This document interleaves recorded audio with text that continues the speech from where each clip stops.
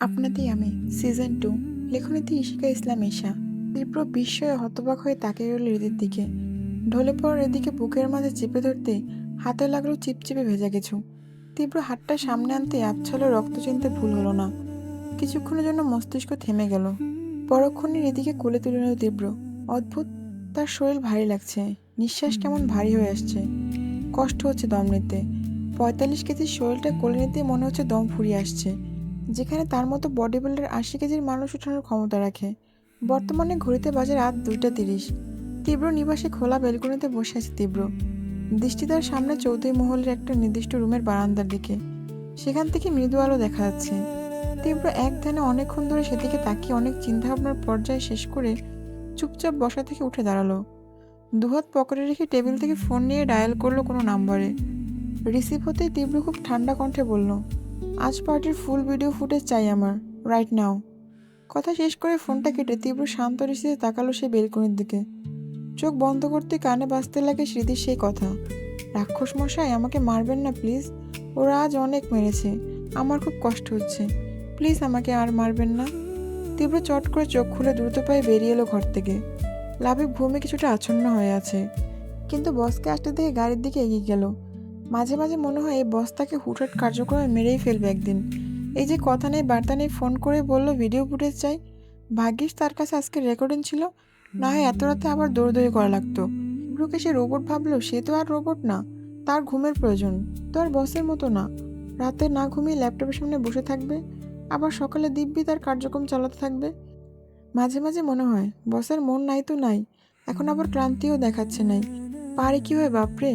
তীব্রর সাথে না থাকলে লাভে কখনো বুঝতো না এমন মানুষও দুনিয়াতে আছে, যার রাগ ঠিক এমন যেন ঠান্ডা মাথায় খুন করে পুলিশে সেই খুন আলাদা বিবরণ দেয়, যেন সে কিছুই করেনি, নিতান্তই সাধু বাচ্চা। চেহারা বিন্দুমাত্র সন্দেহ নেই সে এমন কিছু করতে পারে। যখন আর কি বোমা ফাটার রাগ হয়, তখন ফুসতে ফুসতে একে একে সব ভাঙচুর করা। লাবিব সব ভেবে দীর্ঘশ্বাস ফেলল। লাবিবের তীব্রকে নিয়ে ভাবনার মাঝে তীব্র গাড়ির দিকে না গিয়ে নিশ্চল পায়ে হেঁটে গেল চৌধুরী বাড়ির দিকে। লাবিব হকচকিয়ে তাকায় তীব্রর দিকে। তীব্র কি ঘুমের ঘরে হাঁটছে নাকি? চৌধুরী বাড়ির দিকে যাচ্ছে কেন? এদিকে তীব্র চৌধুরীর বাড়ির ড্রয়িং রুম প্রবেশ করে এদিক ওদিক না তাকিয়ে সোজাসুজি হেঁটে গেল হৃদির রুমের সামনে। অনুমতিবিহীন রুমে ঢুকতেই চোখ গেল বিছানায় শায়িত হৃদির দিকে। হাতে পায়ে ব্যান্ডেজ করা, হৃদিকে দেখে এগিয়ে গেল সেদিকে। কপালে সাদা ব্যান্ডেজ জড়ানো, শ্যামরাঙা মায়াবী মুখটির দিকে তাকিয়ে রইল বেশ কিছুক্ষণ। তীব্র এমন গভীর মনোযোগ দিয়ে হৃদিকে দেখছে, মনে হচ্ছে যেন হৃদির প্রতিটি নিঃশ্বাস গুনছে। হৃদির নিস্তব্ধ প্রতিটি নিঃশ্বাস নড়চড়ে যেন তীব্রকে খড়খড় হৃদয় শীতল করছে। আর সেই শীতলতা অনুভব করে হয়তো আর কিছুক্ষণ এই শীতল মুহূর্তে অনুভব করতে চাইল তীব্র। তাই তো নড়চড়বিহীন এক ধ্যানে তাকিয়ে দেখতে লাগলো মায়াবী মুখটা। এই মেয়েটাই নাকি আজ তাকে নিজে এসে জড়িয়ে ধরেছে, ভেবেই ঠোঁটের কোণে মৃদু হাসি খেলে গেল। ইস, কি মারাত্মক নজর কাড়া হাসি।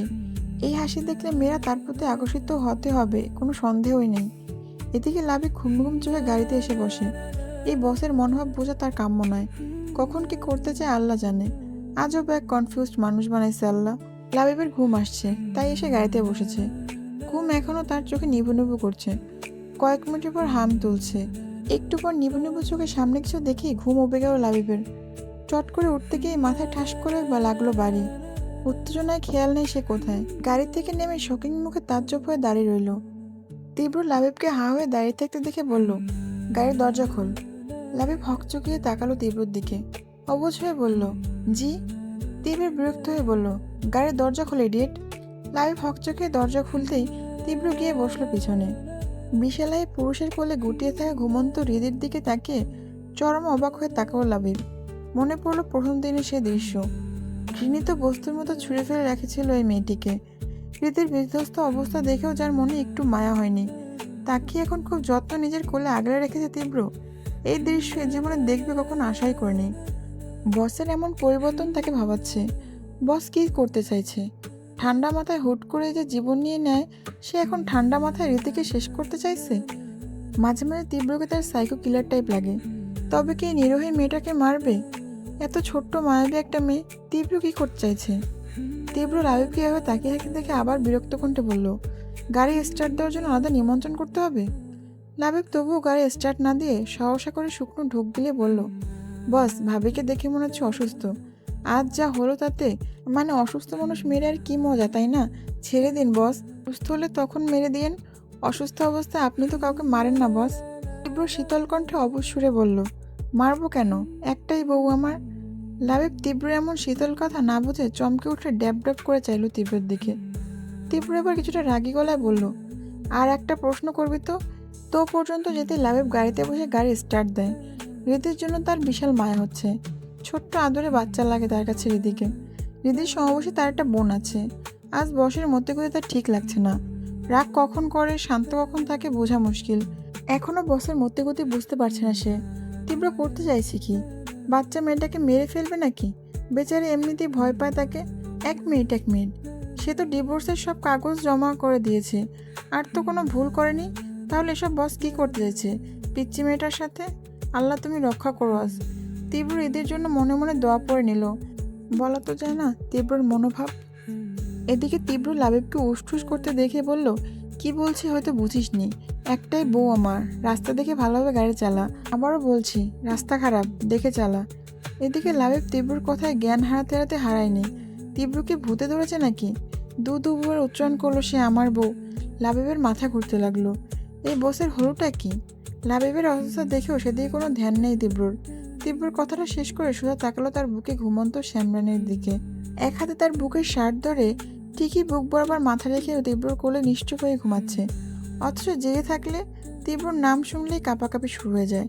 রাতে দেখেছিল তার উপস্থিতিতে হৃদির কম্পিত শরীর। মাথা থুতনিতে ঠেকিয়ে রেখে শরীরটা মৃদু কাঁপছিল। তখন ইচ্ছে করছিল টেনে দুটো থাপ্পড় বসাতে। সে কি বাঘ ভাল্লুক নাকি? আজব! এত ভয় পাওয়ার কি আছে? অন্যরা তাকে ভয় পেলে তার ভালোই লাগে ঠিক, কিন্তু এই মেয়েটা তাকে ভয় পেলে তার রাগ হয়। অদ্ভুত। হৃদির ঘুম ভাগলো কারো আর্তনাদ শুনে। হুট করে এমন বিকট শব্দে ঘুম উবে যায় হৃদির। পিট পিট করে চোখ তুলে নিজেকে অচেনা জায়গায় দেখে ভয় শিউরে উঠল। ও তো চৌধুরী বাড়িতে নিয়ে আর শেয়ারের সকল ঘটনা মনে পড়তেই হৃদির পিড়ে চমকে ওঠে। নিজের গায়ে অন্য পোশাক দেখে ভয় আরও গুটিয়ে বসলো। চোখে এসে জমা বাঁধল অশ্রুকণা। তার মনে আছে সে নিবিনিবু চোখে ওই রাক্ষসের দিকে এগিয়েছিল। কেন যেন তখন ওই রাক্ষসকে নিরাপদ মনে হয়েছিল। তবে কি সেই রাক্ষস তাকে না বাঁচিয়ে এদের হাতে তুলে দিয়েছে? কথাটা ভেবে ডুকরে কেঁদে উঠল হৃদি।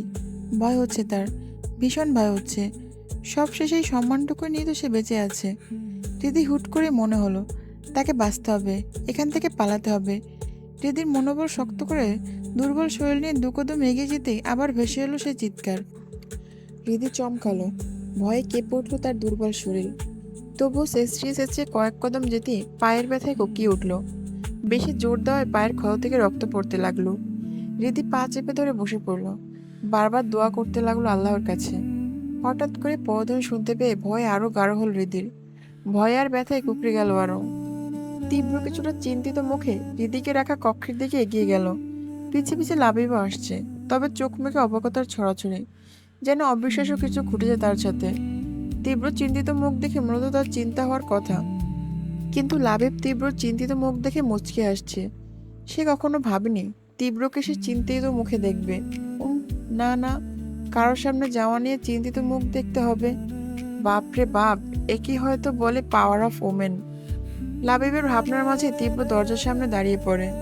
লাবিব এতই ভাবনার বিভোর যে তীব্র যে থেমে গেছে এটা মূলত বুঝতেই পারেনি। ফলস্বরূপ তীব্রর পিঠে ধাক্কা খেতেই লাবিব হকচকিয়ে তাকালো তীব্রর দিকে। তীব্র বিরক্ত হয়ে বলল, চোখ কোথায় রাখিস? লাবিব আমতা আমতা করে বলল, সরি বস। তীব্র ফোঁস করে একটা নিঃশ্বাস ফেলল। একটা মেয়ের সামনে যেতে তাকে এত ভাবা লাগছে, এসব ভাবা যায়? তীব্র রুমের দরজা খুলে এক পা ভেতরে রাখতেই হুট করে মোটা কিছু তার বুকের পাশে আঘাত করে, সম্ভবত ফুলদানি। আঘাত করার আগে তীব্র হাত পেঁচিয়ে উল্টো ঘুরিয়ে অন্য হাতে কোমর পেঁচিয়ে ধরে। আবার নিজের দিকে ঘুরিয়ে আনতে নজর এলো হৃদির ভয়ার্ত রাগে দৃষ্টি। আর হৃদির দৃষ্টি পড়ল তীব্র শান্ত নীরব চোখ জোড়ায়। সে থমকালো, ভয় বলে অবাক হয়ে দেখতে লাগলো সুন্দর পুরুষটিকে।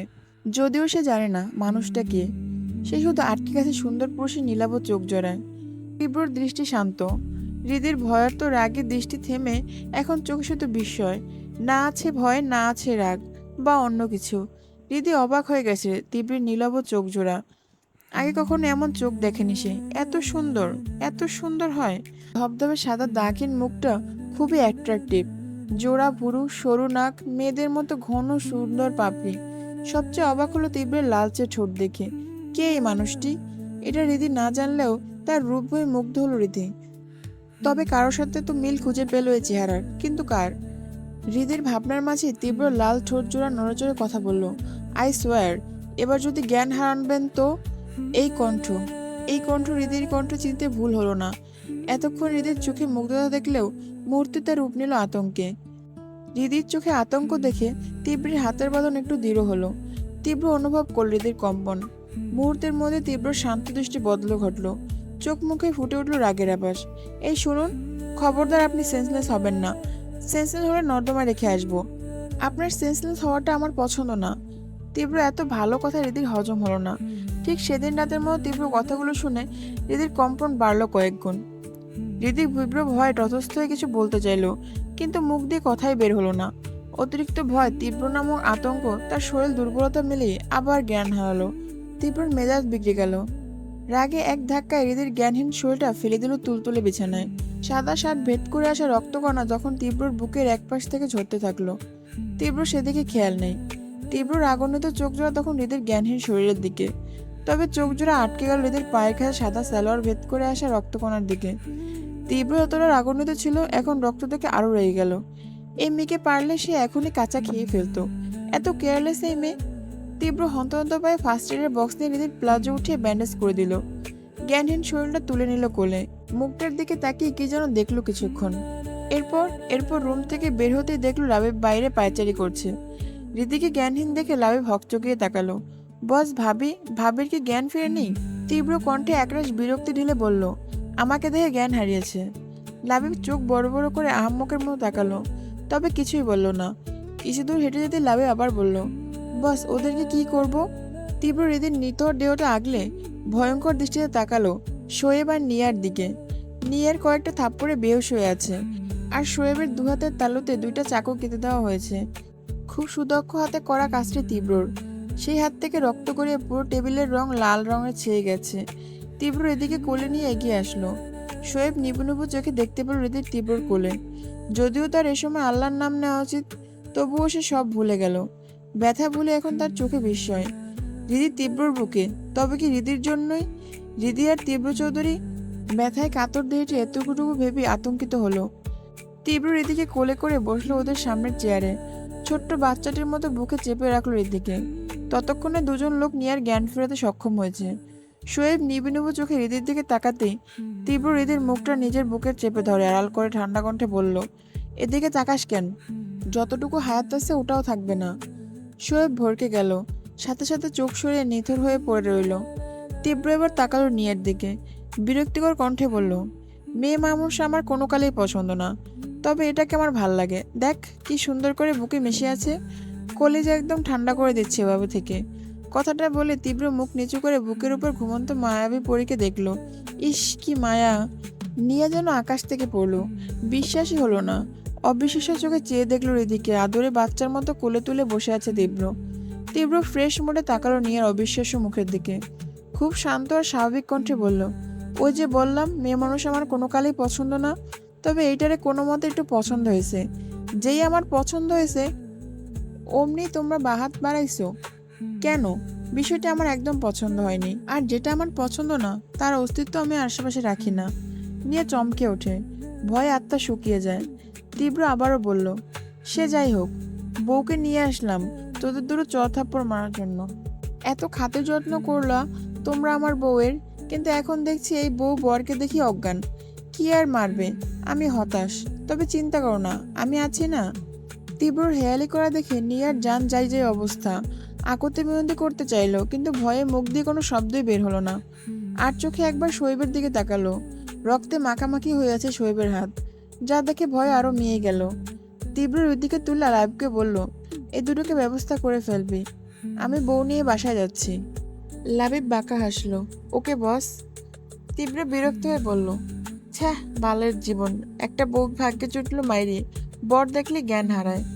লাবিব হকচকে তাকালো তীব্রর দিকে। বেচারা একদিনে যে তীব্র আর কত রূপ দেখবে।